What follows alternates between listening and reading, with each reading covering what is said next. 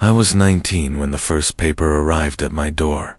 It was a Tuesday night in late September, in Charleston, South Carolina.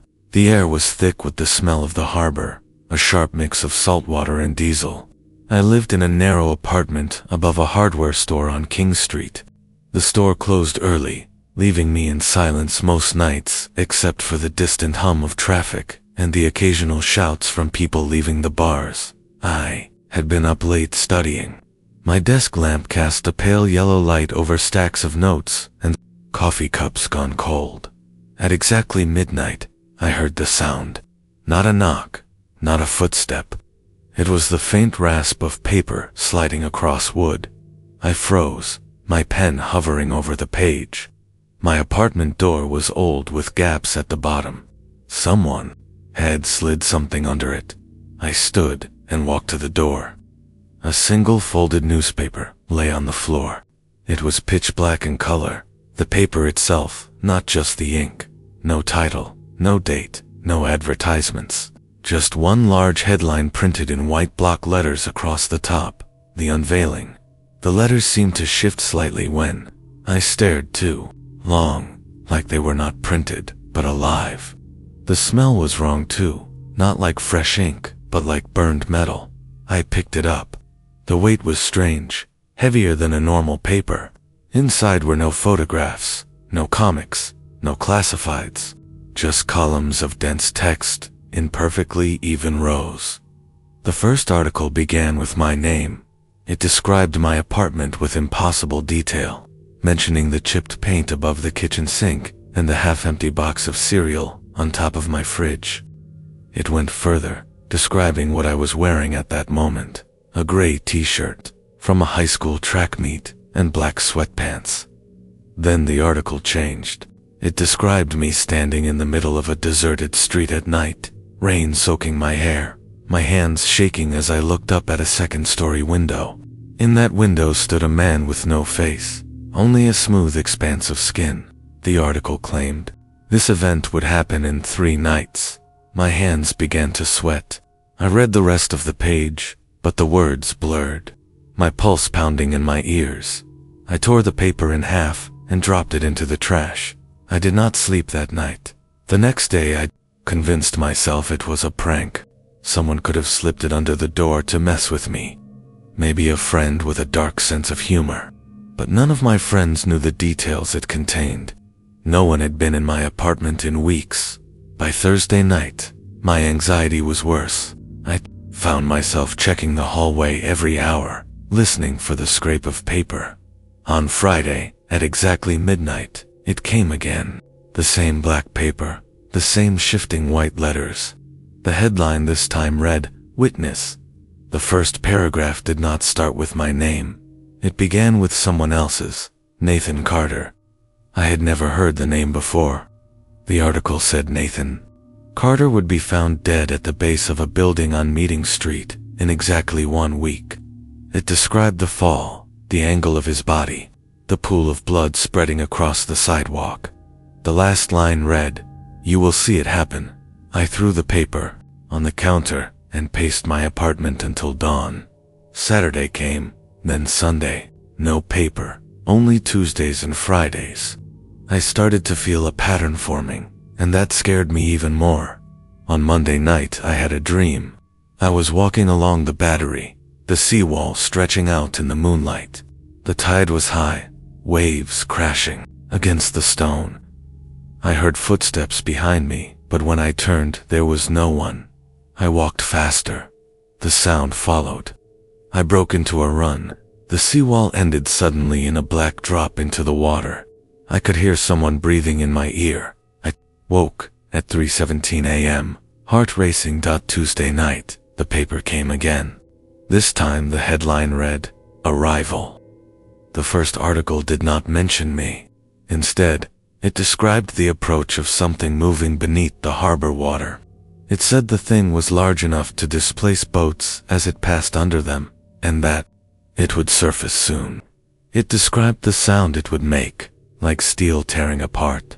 It claimed the air would taste of copper when it rose. It gave the date, 1 week from that night. I slammed the paper down and tried to leave my apartment to clear my head. But the hallway was wrong. It smelled like the burned metal scent from the first paper, and the light bulb flickered above me. There was a shadow at the far end of the hall. I told myself it was just another tenant. I stepped forward. The shadow stepped back, but there was no sound of footsteps. I returned inside and locked the door. That Friday, the paper came again. Headline: Witness 2. Another name I did not recognize. Another death, described in impossible detail, set for 1 week later. I decided I had to know who was delivering them. I made coffee, turned off all the lights, and sat cross-legged by the door, with my ear pressed to the wood. At midnight, the hallway was silent. Then, a faint rustle. I looked under the door. For a fraction of a second, I saw something slide the paper forward. Not a hand, but something pale and jointless, more like the limb of an insect. I yanked the door open. The hallway was empty, but at the far end, just before the stairwell, there was a wet mark on the floor. A perfect circle of moisture, as if something had been standing there that had dripped seawater. I did not sleep again. 3 nights later it happened. Rain poured down as I walked home from the library. My route took me down an alley to avoid the crowds. That was when I saw it, a figure in a second-story window. No face, just smooth skin where features should have been. I stopped breathing. The figure raised its hand and tapped the glass once, and then the light in the room went out. I stood in the rain staring at the darkened window. The street around me was silent except for the steady hiss of water hitting asphalt. My clothes clung to my skin, and my breath came out in short bursts. I could not see the figure anymore, but I felt its presence. The memory of that blank face pressed into my thoughts like a weight. I forced myself to move, each step slow as if the air itself resisted me. When I reached the main road, the normal world had returned. Cars rolled past, their headlights sweeping across wet pavement. A couple walked under an umbrella, laughing. I envied them. By the time I got home, my hands were trembling so badly, I dropped my keys twice. The hallway smelled like it had before, the metallic burn, but stronger now. I pushed my door shut and locked it twice. I tried to distract myself with anything, music, reading, but every few minutes my eyes went to the door, expecting the paper to appear, even though it was not Tuesday or Friday. That night, the dream returned. I was on the Battery again, waves crashing against the wall. This time, there was a shape in the water. Something massive rolled just beneath the surface, pale and smooth, like a whale, but with no visible fins or tail. It was moving toward me. I could feel the vibration through the stone beneath my feet. The breathing came again, close enough that the warmth of it brushed my ear. I turned slowly. The faceless figure stood inches from me. I woke gasping, my sheets twisted around my legs. The clock read 3:17 a.m. again. On Tuesday night I waited. My body told me not to, but my mind needed to know. When the sound came, I pulled the door open instantly. The hallway was empty, but the paper was there. This time the headline read, "Your Witness." The first line was my name again. It described the scene in detail. Me standing at the intersection of East Bay Street and Cumberland Street at precisely 12:14 a.m., watching as a man collapsed in the middle of the crosswalk. It said his skin would be pale gray, his mouth open as if screaming, but no sound would come out. The article gave the date, 3 nights from now. I felt heat rise up my neck. I crumpled the paper and threw it into the trash, but the words still burned in my head. Friday came, and I tried to avoid it. I stayed in my apartment, the blinds shut, the lights off, but at midnight the paper was there again. Headline: "The water breaks." It described the harbor splitting open as something emerged, the tearing steel sound echoing across the city. It said people would smell copper in the air and feel their teeth ache. It gave the date the same night as the scene at the crosswalk. That day, I looked up Nathan Carter, the man named in the earlier paper. I found no one by that name in Charleston. No local news, no social media. It was as if he did not exist until the paper printed his death. On the night the article predicted, I found myself walking toward East Bay Street despite every logical thought telling me not to. The air was heavy and warm, the kind of heat that clings to you, even at night. My footsteps echoed on the brick sidewalks. When I reached the intersection, it was empty. The streetlights glowed weakly, their light pooling on the wet asphalt. I checked my phone to 12:13 a.m. A sound made me turn. A man stepped into the crosswalk from the far side. He wore a dark coat and walked slowly, head tilted back, as if watching the sky. At exactly 12:14 a.m., he stopped. His body stiffened, his mouth opened. No sound came out. His skin shifted in color, pale gray spreading from his jaw upward like frost. His eyes rolled back. Then he fell to the pavement. I wanted to run to him, but my legs would not move. The smell of copper hit me so hard I gagged. My teeth ached in my jaw. Somewhere behind me, I heard the sound of steel tearing apart. The harbor. I forced myself to turn toward the water. Street after street sloped downward, toward the edge. Even from here, I could see the surface moving in unnatural waves. Something vast was pushing up from below, breaking the water like the back of some ancient creature. A dark shape rose higher, reflecting the city lights in dull patches. The sound of tearing steel grew louder until it seemed to shake the buildings. I realized it was not the creature making the sound. It was the dock, splintering as it broke through. The smell of copper grew stronger. I ran. By the time I reached my apartment, my lungs burned. I locked the door and collapsed onto the floor, sweat mixing with rain on my face. The next paper arrived the following Tuesday. Headline: The Third Night. The article was different. It did not describe a location or a death. It described me sleeping, my apartment door opening on its own, and something stepping inside. It said that by the time I woke, I would no longer be alone. I ripped the paper to pieces and flushed them down the toilet. That night, I set every chair and piece of furniture I could find against the door. I stayed awake with a kitchen knife in my hand. At 3:17 a.m., I heard the first sound, the faint scrape of something on the floor outside. Then the metallic scent filled the air, so strong it burned my nose. The scrape came again. The chairs shuddered against the door. I pressed my back to the far wall, gripping the knife. My heartbeat was so loud I almost did not hear the whispering. It was not in English, but the tone was like someone reciting a list. The chairs slid across the floor, inch by inch. The door handle turned. I wanted to scream, but my voice failed. Then, silence. The metallic scent faded. The door stayed closed. When morning came, I found no marks on the door, no sign of forced entry, but the knife I had been holding was gone. It was replaced by a single folded sheet of black paper on the floor where I had been sitting. It was blank. I did not touch the blank sheet for hours. It sat in the middle of the floor like it was waiting for me. The light from the window made the paper's surface swallow color, as if it were deeper than black dot. By mid-afternoon, I convinced myself to pick it up. The moment my fingers brushed the surface, the words appeared. White letters rose through, the black like bones emerging from the dark dot. It said only 4 words. Tonight you will drown. I dropped it. My chest tightened and I felt the air leave my lungs. The hours crawled.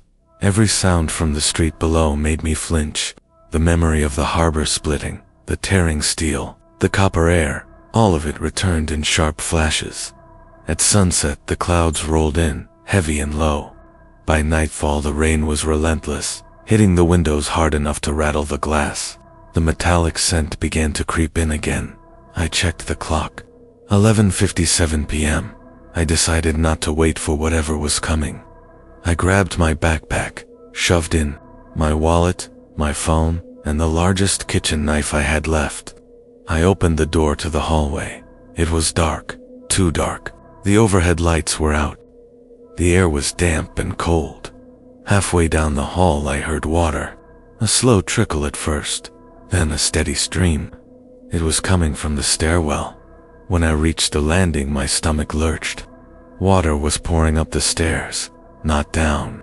It flowed, upward against gravity, spilling across the steps and creeping toward me. I ran for the other stairwell at the back of the building. The same thing, water pushing upward, as if pulled by something above. The metallic scent was overwhelming now. The first drop hit my ankle. It was ice cold. I stumbled back, my breath shallow. The water surged suddenly, climbing the walls, swallowing the hallway in seconds. It was at my knees before I reached my door again. Inside, the lights flickered wildly. I slammed the door and locked it, but the water seeped under, filling the floor. I tried the windows, stuck.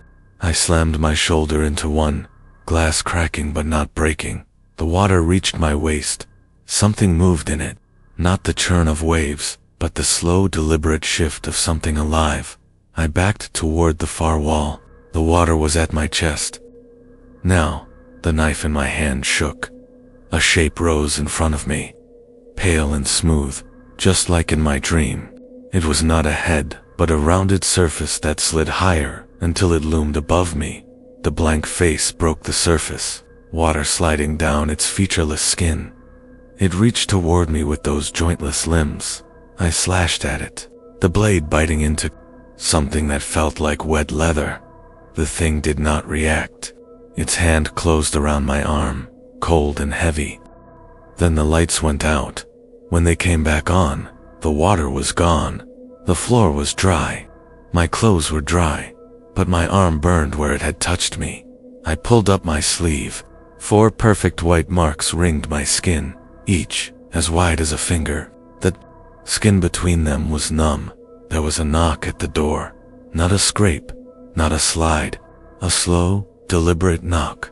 I forced myself to look through the peephole. The hallway was empty. On the floor outside was another black paper. I opened the door, just far enough to grab it. The headline read, "The Last Witness." The article described a street in North Charleston, far from the harbor. It said that at exactly 2:03 a.m., the last person to see the thing in the water would be taken. The date was tonight. My name was the only name printed.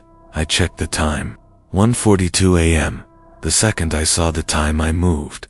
I shoved the paper into my backpack and left the apartment without locking the door. The hallway was empty, but every shadow felt solid. My footsteps sounded too loud on the concrete. I kept my eyes forward until I reached the street. The rain had stopped, but the air was thick and heavy. Streetlights flickered in sickly yellow arcs, stretching the shadows until they bent across the pavement like claws. I started running toward the main road. My phone buzzed in my pocket. The screen lit with an unknown number. I did not answer. Half a block away, something stepped out from between 2 parked cars. It was tall, impossibly thin, and it moved with a swaying rhythm like it was underwater. Its head tilted toward me, though it had no face to see with. I turned down another street. My lungs burned, but I kept running. I did not look back until I reached the end of the block. It was still there, not running, not even walking quickly, just gliding forward as if it knew I could not escape. I cut through an alley, leaping over a trash bin, and came out onto King Street. There were people here, even this late. A couple outside a diner, 2 men unloading crates from a truck. I felt my body ease for a moment. Then every light on the street went out at once. No sound from the diner. No footsteps from the men with the crates. I turned and saw them frozen in place, heads tilted back, mouths open in silence. Something moved behind them. It was not the tall figure from before. This one was wider, its shoulders brushing the sides of the buildings as it came forward. Its arms hung to the ground, ending in long pale shapes that dragged along the concrete with a dry rasp.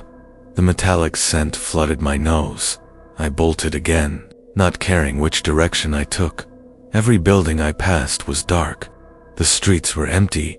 A Low sound rolled through the air, not thunder, more like the deep groan of a ship tearing apart in the distance. It seemed to come from the sky. I looked up. The clouds were moving in a way that did not match the wind. They swirled in a slow spiral, and at the center of it, something pale and enormous pressed against the inside of the sky like a hand. Against thin fabric, the air grew colder with each step I took. My vision tunneled until all I could see was the sidewalk ahead of me. When I reached the bridge over the train tracks, I stopped. Below, in the darkness between the rails, water churned. The sound of it was wrong. No splash, no wave, just a constant swallowing. From that water, a head rose, pale and round, with no features at all. Another head followed, and another. They stacked on top of each other, as if climbing a ladder made of their own bodies. My phone vibrated again. This time I looked. The screen was black, except for a single line of white text. It said, "You are already gone." I dropped the phone. It shattered on the concrete, but the glow of the words lingered in my mind like they had been burned into me. A sound came from behind. Slow, wet steps on the bridge. I turned. The tall one was there. Its hand rose, pointing toward the water. The world tilted. My legs moved without my will. Step by step, I walked toward the edge of the bridge. The cold from the water reached me before I saw its surface. My feet slid on the rail. My balance was gone. Something wrapped around my ankle from below. Not a hand, not a rope. Something alive. It pulled. The last thing I saw before the black closed over my head was the street above bending like it was made of paper, folding inward to hide the sky. The cold was alive. It pressed against me from every direction. Not water, not air, but something heavier. My chest burned, yet I kept sinking. Light appeared below, a dim gray glow, like daylight seen through thick fog. My feet touched ground, though there was no sense of falling onto it. The surface was soft, but held my weight. I opened my eyes fully, and saw that the world here was a hallway without end. The walls were not stone or wood but layers of paper, stacked and pressed until they became solid. Each sheet shifted faintly as if it were breathing. The air tasted of ashdot. I turned and found no bridge. No sky above, only more of the paper walls, stretching in every direction. The soft ground gave under my steps with a muted crunch as I walked. I noticed words on the walls, not written in ink, but pressed into the paper itself, as though the fibers had formed them naturally. They were names. Some I recognized. Teachers from my school, a neighbor who had died years ago. My father. The hallway split ahead. One path bent sharply to the left, narrowing until it became a thin slit of shadow. The other widened into an open chamber. I chose the chamber. It was not empty. In the center stood a desk, old and warped, its surface covered in stacks of folded newspapers. The smell of them was sharp, like mold and iron. A figure sat at the desk. Its shape was wrong for a human, yet it wore the posture of one. Its head was an uneven oval of blank parchment. Its arms were made of layered sheets that flexed and shifted like muscles. Without turning, it slid one of the papers toward me. The headline was my name in bold black letters. Beneath it were sentences that described things I had not yet done. A street I had never walked. A body in a place I had never seen. My hands holding something heavy and wet. I stepped back, but the paper followed, sliding across the desk without being touched. The figure raised its head. The blank parchment face split down the center. Inside there was no mouth, only more paper, rolled tightly and pushing outward like it wanted to escape. A sound rose from the split, the sound of rustling pages, thousands at once, building until it became a roar. The walls around the chamber trembled. Words spilled from them, letters breaking free and falling like ash. They landed on my arms and burned cold. The paper face leaned closer until it was inches from mine. I could feel the fibers moving like hair in a breeze. The rustling became a single voice. It spoke in a flat tone, naming the place where I would die.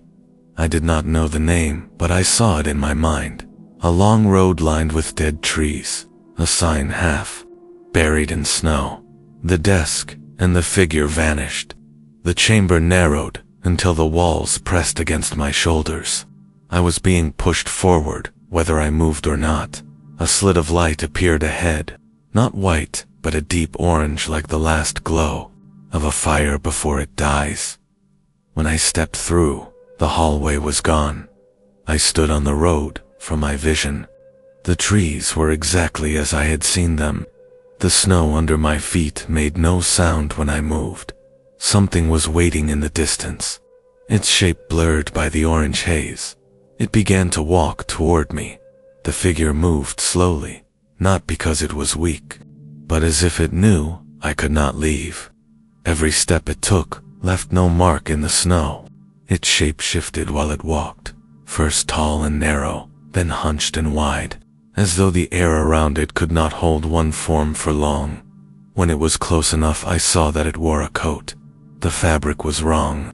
It looked soft from a distance, but the closer I looked, the more it resembled damp paper.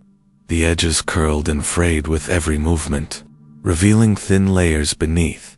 Its face was a mess of lines, but they were not wrinkles. They were creases, like something that had been folded too many times.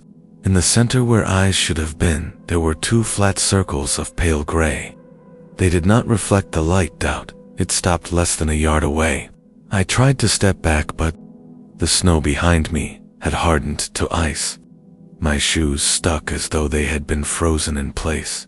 The figure raised its hands. They were gloved, but the gloves were not made of fabric. They were layers of headlines. I could read them as the fingers moved. Some told of storms, some told of murders, some were dates I did not recognize. It spoke without sound. The words appeared in my head, slow and heavy. You do not belong here, yet you carry our mark. The circles where its eyes should have been began to shift, revealing tiny black letters swirling inside them like insects, and watered out. You have touched the paper beneath the world. The wind rose without warning, tearing through the trees with a voice like screaming. The snow around us blew into spirals, but none touched the figure. You will carry what you have read until the day it is printed. The circles widened. My reflection appeared inside them. My face was pale, lips blue from the cold, but there was something else. On my forehead was a faint gray stamp. A date burned into my skin. The figure reached forward and touched it with one paper glove. A burst of cold shot into my skull, deep enough to make my vision blur. When I could see again, the figure was gone. The trees bent toward the road, as if leaning to watch me. The snow was gone too. In its place was wet asphalt that smelled of rain. The orange light had faded to a dim blue. I was standing in the middle of a highway outside of Albany, New York. The sky above was low and heavy, almost black, though I could not tell if it was dawn or dusk. In the distance I saw headlights, one pair moving fast toward me. I tried to step aside, but my feet were still rooted. The sound of the engine grew, the light flared, and I closed my eyes. When I opened them, I was no longer on the road. I stood in my bedroom, the door closed, the light off. The only sound was my own breathing. On my desk lay a single newspaper folded neatly in half. The headline was the date stamped on my forehead. The paper was still warm, as if it had just been printed. My name was there again in black type, but this time there was no headline, only the date and a single paragraph of text I could not bring myself to read. The letters seemed to shift when I focused on them, sliding into new words and back again. I left it on the desk and walked to the bathroom. The mirror above the sink was fogged, though the air was cold. When I wiped it clear, the gray stamp on my forehead was still there. It looked darker, as if the ink had soaked deeper into my skin overnight. I told myself it was just exhaustion, Maybe something my mind was inventing after too many sleepless nights. But when I stepped outside, I felt it immediately. People noticed that on the corner of State Street and Pearl in downtown Albany, a man leaning against the bus stop watched me as I passed. His eyes were wide, but empty, like he was looking through me. A woman pushing a stroller stopped mid-step, her lips moving without sound, her gaze fixed on my forehead. Cars slowed when I crossed the street. Drivers stared with that same dull recognition. By the time I reached the coffee shop on Lark Street, my hands were shaking. I ordered without thinking about the words, just needing something warm. The barista slid the cup toward me, but did not let go. Her fingers tightened on the cardboard sleeve. "You should not be walking around today," she said. Her voice was flat, not warning, not concerned, just stating a fact. I left without the coffee. The air felt heavier the farther I went. The sound of traffic dimmed. I turned onto Washington Avenue and realized the street was empty. Every storefront was dark, though I knew they should have been open. Halfway down the block, I saw a newspaper box. Its glass was cracked, but the papers inside were untouched. All of them bore the same date as my forehead. The headline had changed. Now it was not just my name, but my address beneath it. I felt my pulse hammer in my ears. A sound came from behind me, soft but sharp, paper tearing. I turned and saw them, figures moving between the buildings, their forms human at first glance, but wrong in the details. Arms too long, heads tilted at unnatural angles. Their clothes were patchwork layers of newspaper, each sheet fluttering without wind. They stepped into the street and began walking toward me in silence. I backed away, but the asphalt under my feet rippled like the surface of water. My legs sank to the knees in a single motion. The cold gripped me so hard my teeth clamped together. The figures stopped a few feet away. One of them raised a hand. Folded in its palm was a single strip of paper. It dropped it into the rippling asphalt. The strip floated for a second before dissolving into black liquid. The ripples stopped. I was free, but the figures did not move to follow. Instead, they turned and walked back into the alleys, vanishing one by one. When I looked down, the mark on my forehead was burning. I ran the rest of the way home. The front door was unlocked, though I was certain I had locked it. The paper was gone from my desk. In its place was a folded envelope. Inside was a photograph of me standing on that empty road, lined with dead trees. The sky in the photo was orange. My eyes were closed, and behind me in the photograph was something I had not seen that night. It was leaning over my shoulder, made entirely of pages, and it was smiling. I left the photograph on the desk and sat on the floor with my back against the wall. My heartbeat refused to slow. Every sound in the apartment seemed sharper than it should have been. The radiator clicks felt like hammers. The hum of the refrigerator pulsed in time with the mark on my forehead. I thought about leaving the city, but the idea was hollow. If the road that night could shift me across miles without warning, what would distance matter? The air in the apartment began to change. It was not temperature or smell. It was density, like breathing through wet cloth. My vision warped for a second, and then returned. I looked toward the window. The view of the street below was wrong. The buildings on the other side were still there, but their outlines wavered. The sky above them was no longer blue, but a flat shade of gray, the same color as the paper of the photograph. I pulled the curtain shut, but the color bled through the fabric. When I turned around, the photograph was gone. In its place on the desk was a thin stack of folded sheets. I reached for them without meaning to, the way a hand moves toward a flame before the mind catches up. They were not blank. The first sheet showed my apartment from above, drawn in black. Lines, perfect in detail. The second sheet showed the same apartment, but with pieces missing. Walls faded to nothing. The floor gave way to a pale emptiness. The third sheet was my apartment without me in it. The fourth sheet was my apartment with me in it, lying on the floor, eyes open. A knock at the door froze me. 3 slow knocks. The sound was too deep, as if the door were made of something heavier than wood. I stayed still, listening. The knock came again, 3 beats, then silence. I stepped closer and placed my ear against the door. From the other side came a faint sound of paper being folded and unfolded. I backed away, but the apartment had changed. The wall where the bathroom door had been was now flat and unbroken. The hallway to the bedroom was gone, replaced by a plain sheet of gray that seemed to pulse with my breathing. I tried to force my eyes to focus on it, but the texture shifted between solid and flat, as though it was both a wall and a page. The knock came a third time, only now it was behind me. I turned and saw the front door was gone. In its place stood one of the figures from Washington Avenue. The edges of its form bled into the air, curling upward like smoke. Its face was a blank sheet that rippled slightly, as though something beneath it was trying to push through. It raised a hand and pressed it against the mark on my forehead. The paper glove felt cold, but not like ice.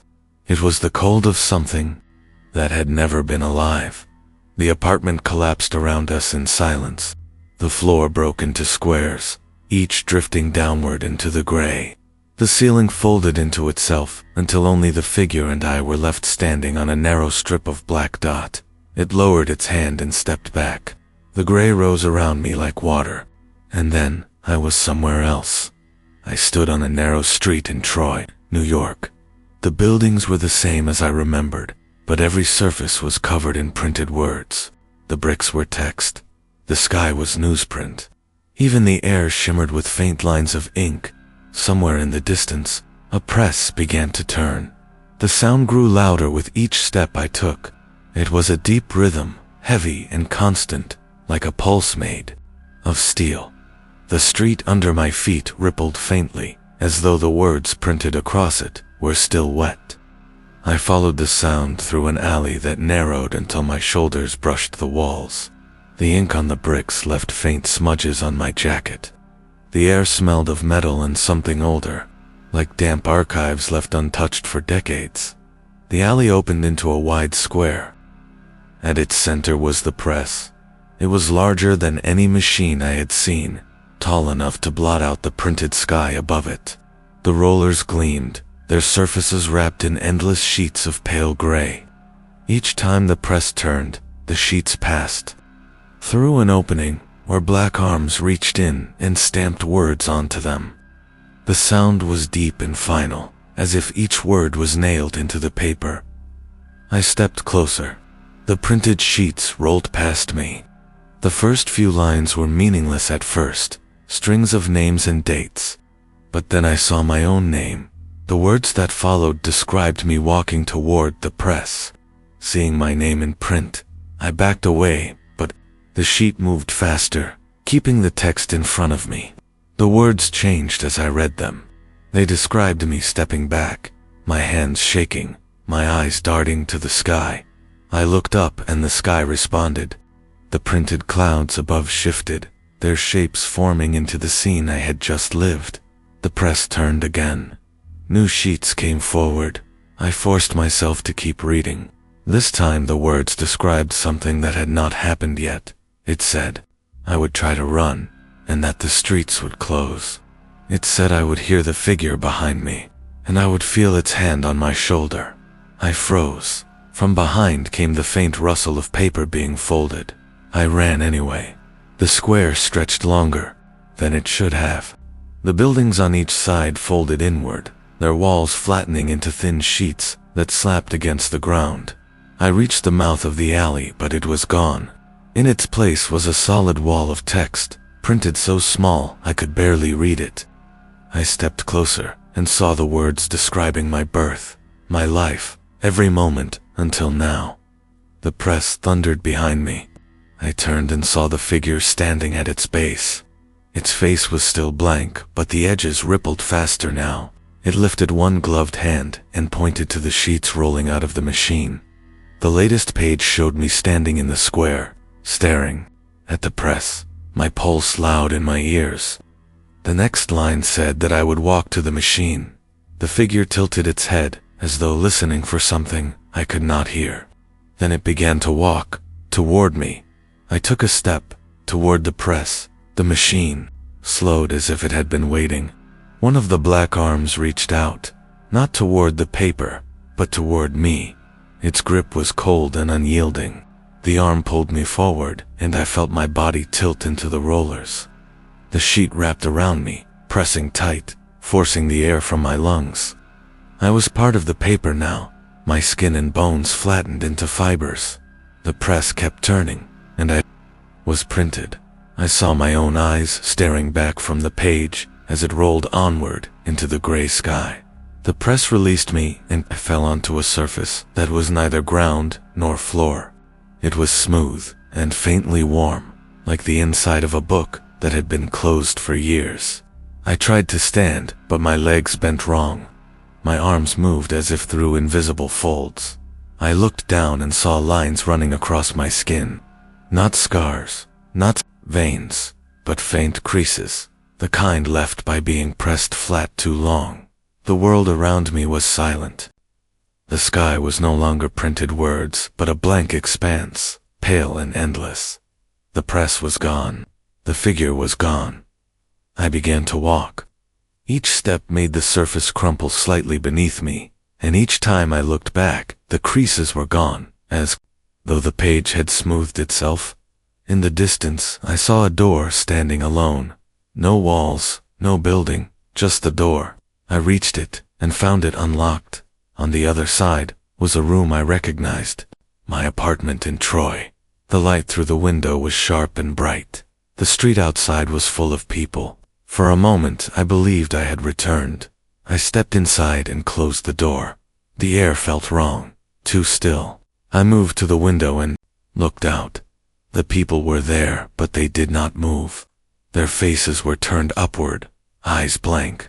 The buildings behind them were not bricks anymore, but faint outlines, like unfinished sketches.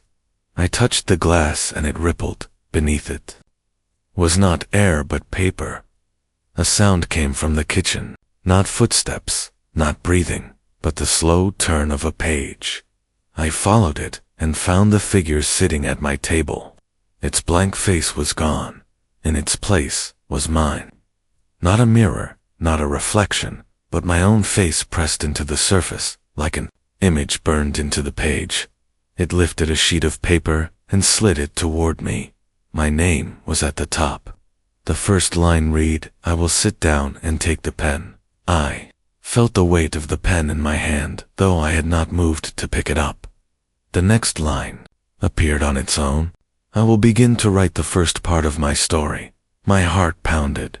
The pen touched the page. The room began to fold around me. The walls pressed inward. The ceiling bent low. The floor curled upward until all was white. I wrote the first sentence, and then I remembered I had always been here.